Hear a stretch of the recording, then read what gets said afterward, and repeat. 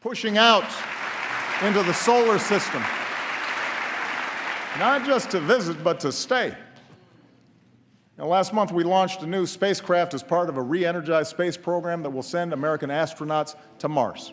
We're going to be out there, and we can make it happen, and we can make the future better than the past. You have the possibility to do these things. And then we get to explore.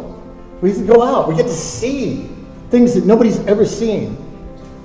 Go to places nobody's ever gone. Do things nobody's ever done. And you have the possibility to be the first person ever to do that. You're going to look back at the pictures of you at this event at some point and go, that was when I was getting started. New Worlds and New Worlds Institute has had 2 conferences now. We just ended our second in Austin, Texas, and it was a huge success. We started STEAM Space with our very first conference last October 2015. Cities in Space is definitely not a conference that's in a bubble. They're actually listening to designated speakers in the new space industry, and they're watching professionals and researchers walking in and out in their same space as they exhibit their work. STEAM Space is all about creating our next pioneers. We want to go ahead and create an integrated STEAM space education where we can talk about colonization and create collaboration between students across the globe, hoping to eventually create a K-12 curriculum. We want these kids to be able to come together and think about not just engineering and rocket science and how we're going to get to space, but what we're going to do when we settle off-world. We give them, choices for different CAD software they can use for modeling their video, such as Minecraft and different other CAD software. We have 4 above-ground domes, each housing a farm and powered by a segment of solar panels. These unknowns up to this point were impossible to test in controlled synthetic environments created on Earth. The answers to these questions would solve many of the mysteries of space and opens up its entirety to human exploration. So actually it's kind of interesting. This competition is for 6th grade through 12th grade. I think 5th grade is actually allowed to do this, but these are 4th graders. So we are the youngest students here, and we actually didn't change any of the specifications or any of the rules that they had to do for this challenge. So they're actually doing the exact same things that the high school and middle school kids are doing. We didn't choose Mars or the moon because Mars could be cold and chilly, and we wouldn't be able to survive or thrive. We didn't choose the moon because it's the same thing, but comets could come down and they could hit us.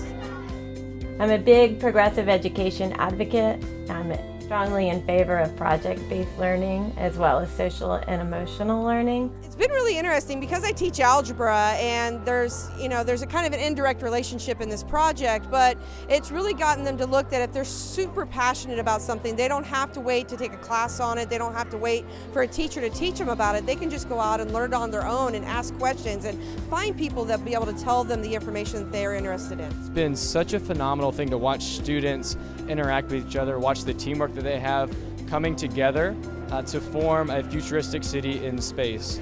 And not only do they work together, but each student kind of finds their niche in what technology they're interested in. So certain students are interested in new sources of energy, and so they really focus in, they become the experts on that. This is what everything we're doing is all about, because we care about this little planet we call the Earth.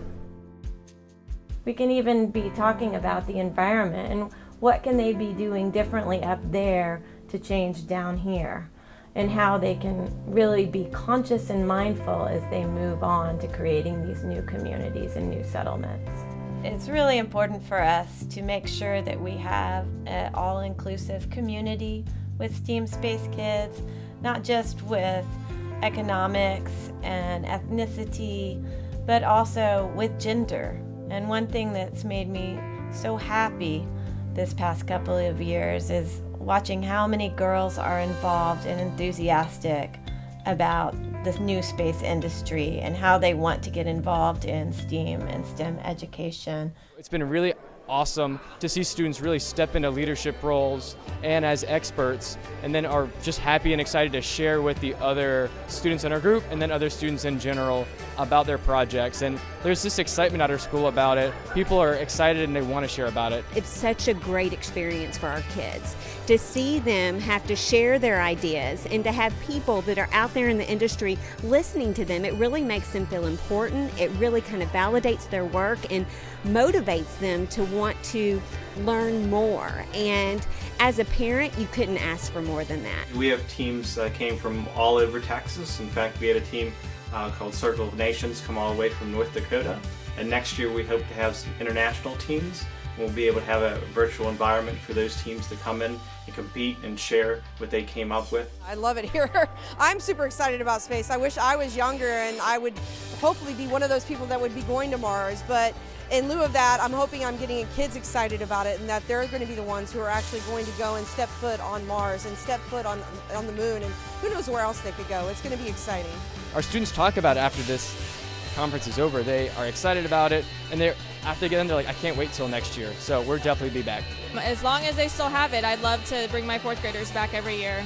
I know my son's already talking about next year, so it is a great experience and we're ready. What I mostly learned is that if your heart is in something, and my heart actually is in the engineering field, then the fact that I can't be a full engineer doesn't mean that my life then stopped, that I could not be in this field that I love. And that's my message to you. Believe in yourself. And if the road to where you want to go has a bit of obstacles, take that in stride. If it's worth it, you'll get there. There are some dark things happening in the world, but we have more global communication availability, more technology. The human body is able to have more solutions than it's ever had, and we are on trajectories for living in space.